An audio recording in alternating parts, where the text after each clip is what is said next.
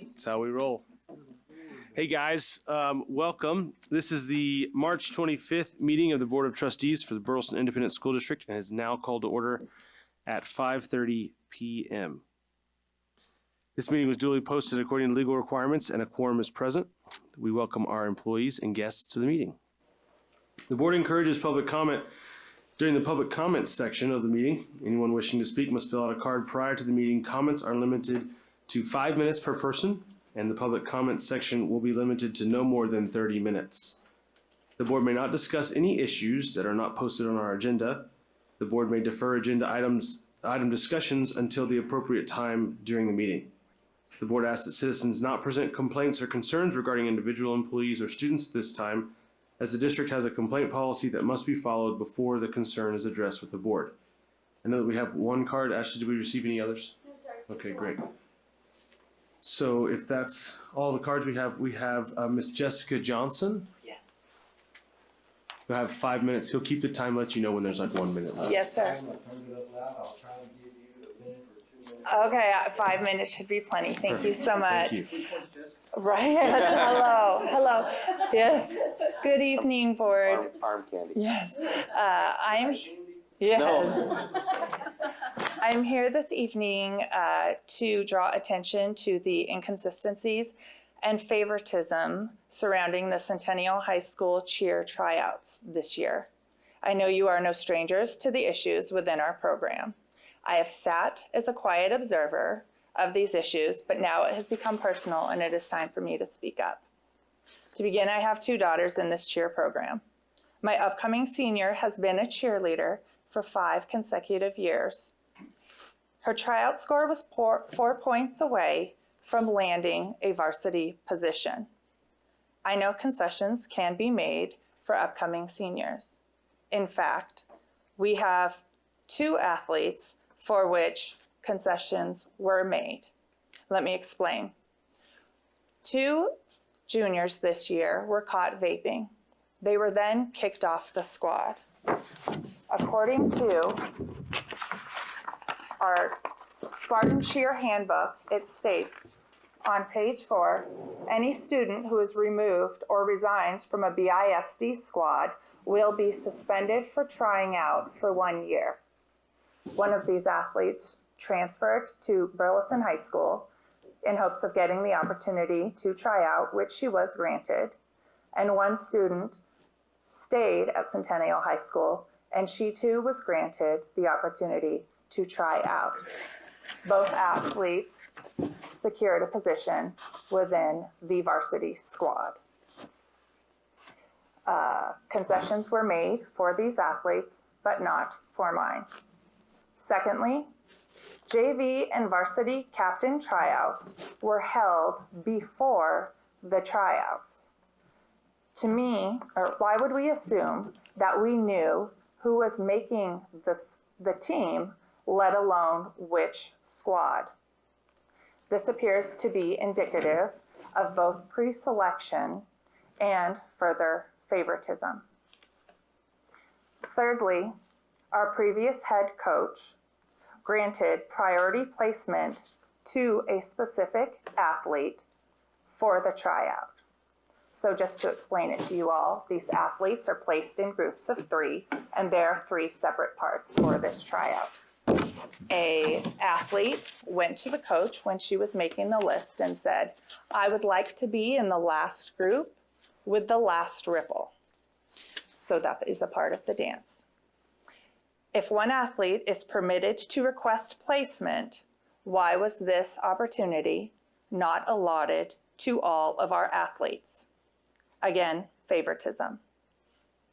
Fourth, our coach was in our tryout. It is an unspoken rule that coaches are typically not in tryouts to eliminate any bias that may occur. In fact, Mr. Ozzie had a conversation with Mr. Jeff Pipkin in February, where Mr. Pipkin said, rumor has it, Coach Waddle and Coach Hooks will be in the tryout. He said, absolutely not. That would not be permitted. I will ensure that does not happen. In fact, our coach was there. And when I had a conversation with our coach, she stated she was instructed to do the contrary, that she was told by Coach Butler from BHS to sit in on the tryout. This is an inconsistency. Lastly, judges left our tryouts at 8 p.m. At 9:15, parents received an email that stated results would be posted at 9:30. Results were not posted until after 10 p.m. What happened? When I asked the judge, or when I asked our coach what was going on during that time, she said I was just trying to make things perfect. However, when results were posted, they were not. There was a mistake. There was one athlete's number that was put on as making it, and one who was not. The athlete whose number was listed did not, in fact, make the cheer squad and was told, oh, there was a mistake. The athlete who was not listed was then told, oh, we know your number was not listed, but you really did make it.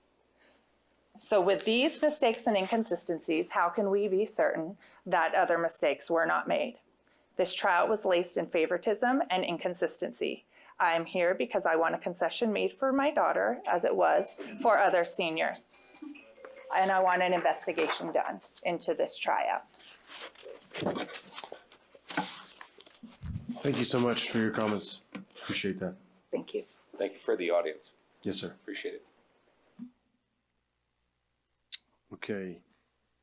The Board of Trustees of the Burleson Independent School District, let's see. We'll adjourn into closed session for the purpose of consideration of matters for which closed session are authorized by Title V, Chapter 551, Texas Government Code, .071 to .084, whereupon the superintendent, at the request of the president of the Board of Trustees, will present for the board's consideration or discussion the following matters. Consider teacher or administrator employment or other appropriate personnel matters. Deliberate a negotiated contract for prospective gift or donation. Deliberate the use of security personnel, devices, and or audits, including intruder detection audit. Deliberate a matter regarding a student or student discipline. Deliberate regarding real property. And F, consultation with attorney. We'll adjourn into closed session at 5:37 p.m.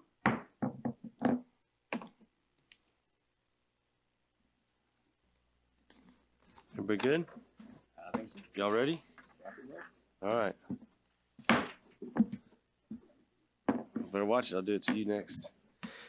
The Board of Trustees of the Burleson Independent School District will reconvene into open session at 6:43. We have one item to take care of. Oh, did we? We have one item. We have one item to take care of from closed session. I recommend that the Board of Trustees grant the board president the authority to approve new hires between now and the next regular meeting in April. The board will consider ratifying those hires in the next meeting. Need a motion? Pat, second? Jerry? All in favor, please raise your hand. Any opposed? Motion passes. Okay, guys, let's stand for the Pledge of Allegiance. Pledge allegiance to the flag of the United States of America and to the republic for which it stands, one nation under God, indivisible, with liberty and justice for all. Honor the Texas flag. I pledge allegiance to thee, Texas, one state under God, one indivisible. All right. Thank you, guys. Okay, we're going to adopt the agenda real quick. I recommend that the Board of Trustees adopt the order of items for the March 25th, 2024 agenda as presented. Need a motion? Michael? Dallas? All in favor, raise your hand. Any opposed? All right, motion passes. Now it's everybody's favorite part. Special recognition. Yeah, financials. We're going to go out of order. No, not financials. It's time for special recognition. Easy for me to say. Easy for me to say. Exactly, with Dr. Hill. Good evening, everyone. Tonight we have 3 items on our agenda. We're going to begin with our spelling bee recognition with Dr. Pierce.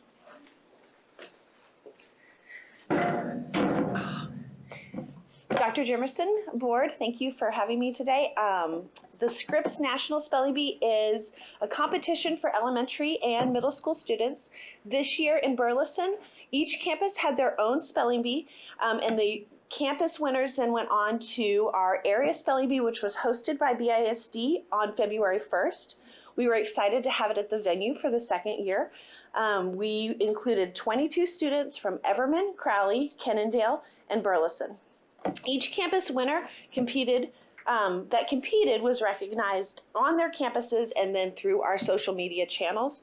But tonight we get to recognize the winner of our area bee, Dylan Hudak. Come on up.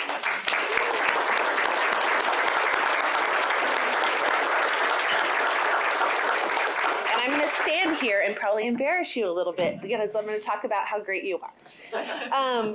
This evening, yep. She may look familiar because she also won as a third grader in 2022, and this year she's a fifth grader from Hike Elementary. She accurately spelled words through 10 rounds and went on to represent BISD at the Scripps Regional Spelling Bee hosted by TCU on March 5th. She finished in the top 12, which is amazing. She's also involved in student council. I've got to read because it's a long list. Music club, UIL reading, book club, and thread and needle, as well as sculpture. She's had artwork featured in our district art show, and we'll have that again this year. Please congratulate me one more time for Dylan.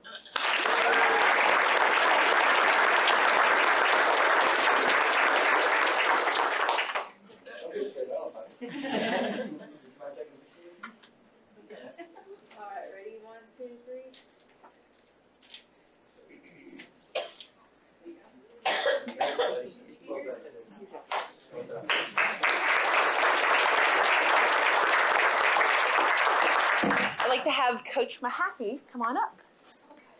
While Coach Mahaffey's coming, I'd like for Dylan's parents to family to stand up. Where's Dylan? All right, all right. She is smart, but you're doing a good job, and you must practice with her a lot. Those, yes. Yeah, there you go. There you go. Thank you. Thank you.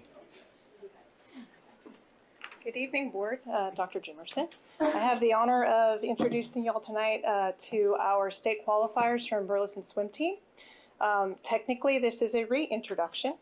I'm going to have my gentlemen come up here first. Cameron, Cade, and Garrett and Gavin, come on down while I talk about you. So this is everyone's at least second time at state this year, or the last 2 years, except for one of us. Garrett Burleson, on our end here, this is his third time at state. He went as a sophomore, he's now senior. So sophomore, junior, senior year, all 3 years. Now, we just need to hold you back for one more to do a fourth. So, two. Yeah, three. Wait, you were there, third two, yes, wait. Two threes and two twos. So, yeah, Cameron, I didn't even have you on my list. But Garrett went this year also. He is our second time sending an individual in both their events. Swimmers can only qualify in 2 individual events and 2 relays. Garrett had done that also previously, but he did this year with both of his individual events. So he was in our 400 free relay this year, the 200 IM and the 100 free. In the 200 IM, Garrett placed 17th, and in the 100 free, he was 18th in state. Next to him,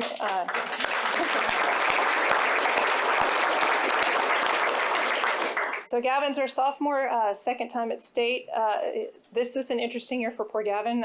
There was an error on behalf of the officials, and Gavin was impersonated by some kid. I don't know what team he was from. Some other kid swam in his lane, and Gavin didn't have an opportunity to swim. So we stopped the entire meet. And after both heats, because there's only 2 heats at state, Gavin had to swim by himself. No competition, nothing else. The whole natatorium all focused on poor Gavin. And with that, swimming all by himself, no competition to gauge himself by, he placed 12th, qualifying for finals. Went back the second day in finals, 16th in state. So, outstanding.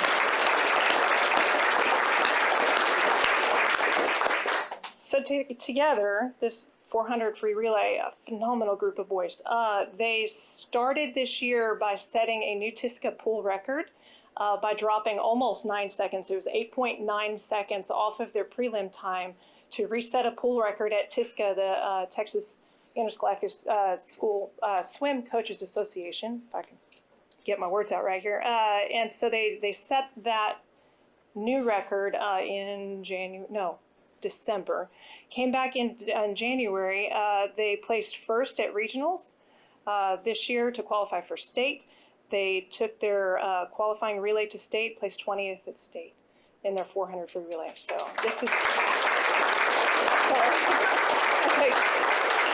collectively. So we have Garrett Burleson, Gavin Markle, Cade Bomer, and Cameron Bustios. Phenomenal boys.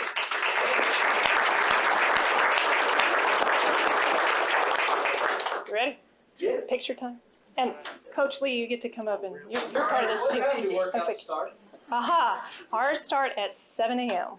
So we've got the better of the times, but 7 to 8 a.m. Starting from August until February. These kids are still swimming. So they're coming in and working out before school, hitting the pool. Some of them are coaching swim after school, others are going to work too. A lot of work. Yes. A lot of work. And academically, it's insane. I can only imagine. They're fantastic. Well, I've always said swimming, oh my gosh, talk about the conditioning alone. So admirable, guys. Well done. Well done. Outstanding. Switch a little. Do you want them to step back? One step back as well. Thank you. All right, everybody look right here. 1, 2, 3.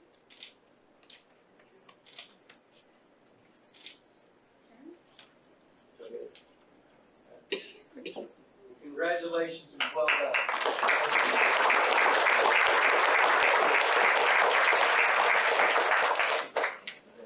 So next we get to hear from wrestling. Burleson again, Burleson High School Wrestling, Coach Davis.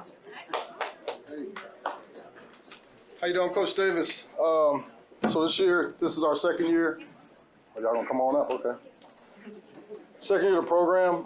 These kids did a phenomenal thing this year, way as far as succeed our expectations for a second year program. Alyssa is a sophomore. She'll be coming back. She qualified for state. She took 4th at regionals to qualify a spot at the state tournament. Izzy is a senior. We'll be missing her. I wish we would have had her coming back. She's a 2-time district champ also. She'll be leaving us, and she took 2nd at regionals, upsetting one of the girls that were #1 seated in her bracket and secure a spot at regionals. We should have won that last match. I would have got her on the podium, but things happen for a reason. Ethan Martinez, he kind of turned it on at the end of the season, got it going, secured his spot. He got 3rd place at the regional tournament to get to the state tournament. You see he's wearing that brand new state jacket, putting on display there. One's missing Macy Rodriguez. She's also one of the girls. She's a senior. She'll be leaving us. She qualified too, did a phenomenal job in the tournament. Also on the girls' side this year for a second year program, they took 1st at district. They were district champs as a team. That's awesome.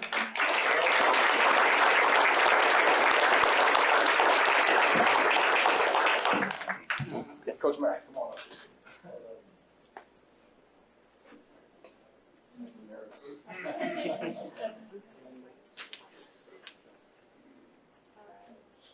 Everybody look right here. I'm gonna have you take 1 step this way if you don't mind. Which way? There we go. This way? Perfect. You're right. All right, Left to left. right here. 1, 2, 3.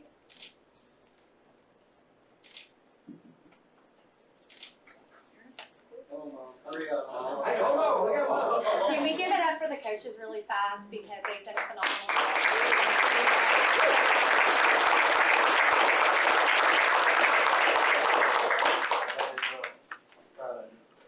A lot of work. Well done. Well done. Thank you.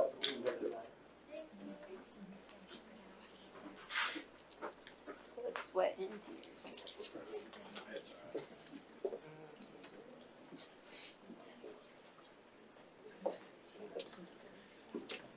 I'm Coach Meyer, the Centennial Wrestling coach, and it wasn't that long ago, 9 years ago, if you lived south of I-20 and west of 287, you either didn't wrestle or you moved. So I would like to thank the Board of Trustees and Dr. Jimerson for having a wrestling team and supporting our wrestling team. We had one boy that was a state champion, and he couldn't make it. He just texted me and said something happened, so I'll talk about him real quick. Xavier Rodella is the most decorated wrestler we've had, and in our 9 years, we've had a pretty good program. So to be the best wrestler to ever come through is something. He is a 4-time state qualifier, a 2-time state champion, a 3-time regional champion, holds every record that there is, wins, points, pins, and everything. So I'm sorry that he couldn't make it tonight. These two young ladies, don't let their appearance fool you. I ain't messing with them. They are straight killers when they get on the mat, and it's pretty impressive. You know, the amount of work and sacrifice that they put in. We practice in the mornings, early in the mornings, and it's, you know, wrestling's not always a fun sport. You're fighting every day, and they're always there, and they're always ready to work. The first girl we have is Maritza Martinez. Maritza was here last year. She was a state runner-up last year. She was a qualifier this year, and Maritza is a brawler. She goes all out, and had a tough tournament. But the good thing is, but before we left that tournament, she said, "Coach, I'm winning it next year." And I've already seen that in the off season. She's got laser focus, and I have no doubt in my mind she'll be here next year as a state champion. So the next young lady is Brigitte Garcia. She is the most decorated female wrestler that we've ever had. She is the most deserving wrestler that I've ever been around. I don't know that I've ever coached anybody that deserved to win a state championship more than her. She holds the record for wins, pins, points, matches, 4-time state qualifier. She was 5th last year at state, and she was on a mission this year. The thing that impressed me most about Brigitte is she embraces the challenge. For example, when I came in, after football was over, I came in, the wrestling season had already started. And I didn't even know this, but Brigitte had lost a match to a nationally ranked girl earlier in the year. And one of the first things Brigitte came to me is she said, "Coach," because they have to follow a weight plan. It's a regulated way. You can't just cut weight like the old days. She said, "Coach, when we wrestled Northwest, I want to be eligible to wrestle this weight."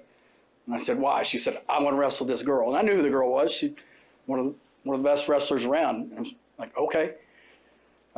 And she reminded me, like, every week, Coach, remember, I want to wrestle her. So I had to email the coach at Northwest, and that girl really didn't want to wrestle Brigitte, to be honest. Doesn't sound like I want to wrestle.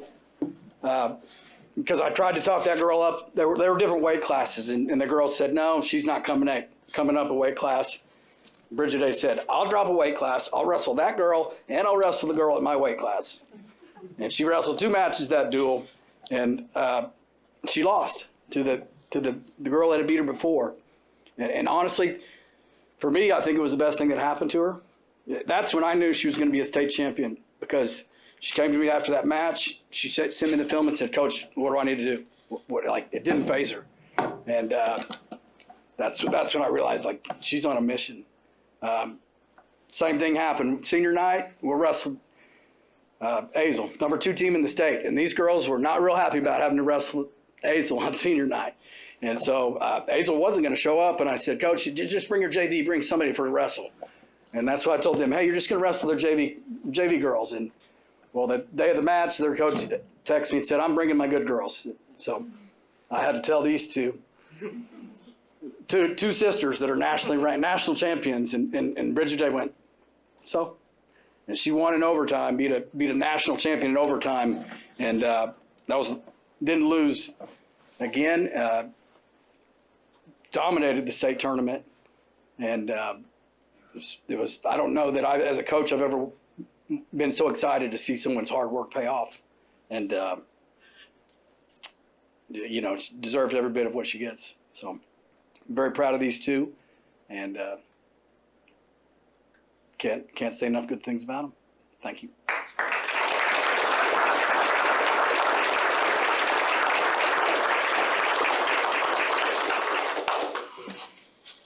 Oh, yeah. And by the way, I didn't say this a minute ago, it's funny though, because I've always heard the two sports that have probably the toughest workouts on a daily basis is swimming and wrestling. Wrestling. Hard work. Good. Look right here. 1, 2, 3. Yeah. Good. Sorry. Thank you. Congratulations.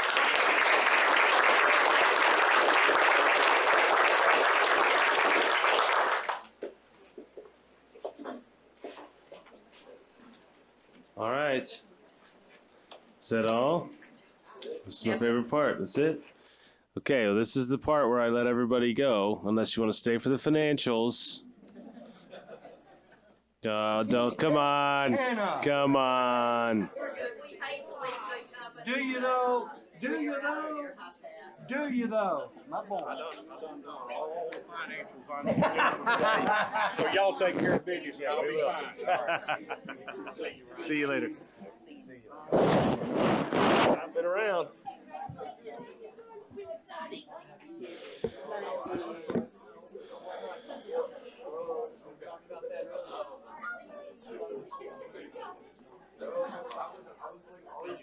Bye guys.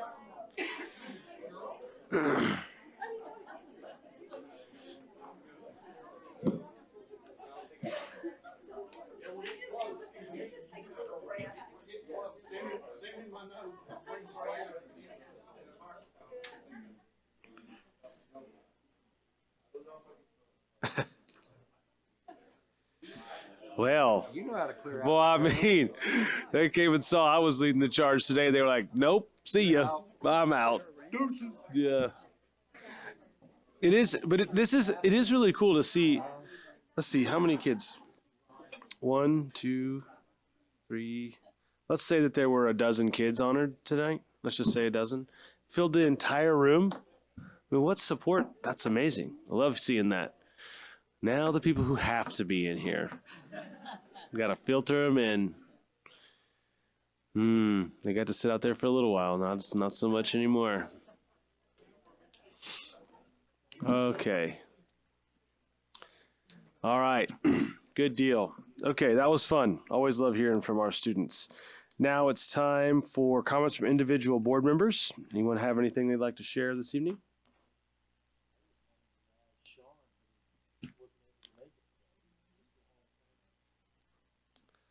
So push your button, Mike. You got to hold it. I just wanted to congratulate Sean on him getting elected to the Hall of Fame. We have others here that have been there. But undoubtedly work kept him away, but he's very deserving. He's been very active in the community. He, of course, grew up in this community and deserved that type of recognition. 100%. Ms. Pat? Well, we had our annual Character Council luncheon, and that went very well. We had right at 350 there, and that's just always such a positive experience to get to celebrate those kids and their families. So that was awesome. Very cool. Awesome. This side of the room, anything? No? All right. Yeah, she took care of it. She always does. All right, heading on with our first information item. The next item this evening is the Safety and Security Intruder Detection Audit Update with Mr. Steve Logan. Well, good evening, everyone. Thank you. Tonight I've got 2 safety and security updates to share with you all. The first one is on our intruder detection audits. We've had 2 campuses that were audited since the last board meeting. That was Taylor and Brock Elementary. Pardon me. Both those campuses passed the audit with no findings. So once again, I'd just like to thank our campus administrators and our staff and our students for keeping safety and security as a top priority and making sure that we're following those safety and security protocols. So far this year, we've had 14 of our 18 campuses audited, and we have had 0 findings. Which is nothing short of amazing in my mind. That's a testament to diligence, hard work. So, and campus administrators, thank you. Fantastic job. If you didn't make it a priority, it wouldn't be perfect. That's right. Appreciate you guys. For my second update, it's on the TEA School Safety Standards Grant. We applied for and received those funds. And just as a reminder, that allowed us to add another layer of physical security at all of our campuses across the district by adding intruder-resistant film. We have now completed that project. It was a big project. There were over 1,500 panes of glass where we installed that film. I'm not going to go into specifics or anything like that in public. But now that we've completed that project, it frees up the rest of those grant funds that allows us to complete some other safety and security upgrades. For example, our elementary security camera upgrades. And so we'll begin on that here shortly. And as we make some progress there and have updates, we'll be sure and keep you guys informed and keep you guys updated. And we've already covered that all the bollards are installed. Mm-hmm. All of that is that part of the job's completed. The windows are completed. And now moving on to the next phase. So y'all been busy. Yes, sir. And we'll have another big update, hopefully next board meeting with our critical response mapping project. That's nearing completion, so we should have another update on that next month as well. And they showed me a little bit of that earlier, the blueprint of it. Man, that's impressive. It's going to be great. And it's going to allow our first responders to have immediate access to very detailed maps and know exactly what zone everybody's talking about. And all electronic, correct? Yes, sir. Yes, sir. So that's all I've got tonight. I'd be happy to answer any questions. Any questions? Okay. Thanks, Steve. Thank you. One of the things I'm always impressed with is you and your team, Scott, and everybody else, always coming up with something else to evaluate, something else to improve on. I don't think you can ever get done with this job, so I really appreciate the hard work. That's really great. All right, next we have Miss Leanne Arthur with a results-driven accountability update. All right, he told me this was dummy proof. We'll see. You never lead with that. Never. Never. Get invited too many jokes, I'm sure. Good evening, Dr. Jimerson and Board of Trustees. Tonight I'm bringing the results-driven accountability report.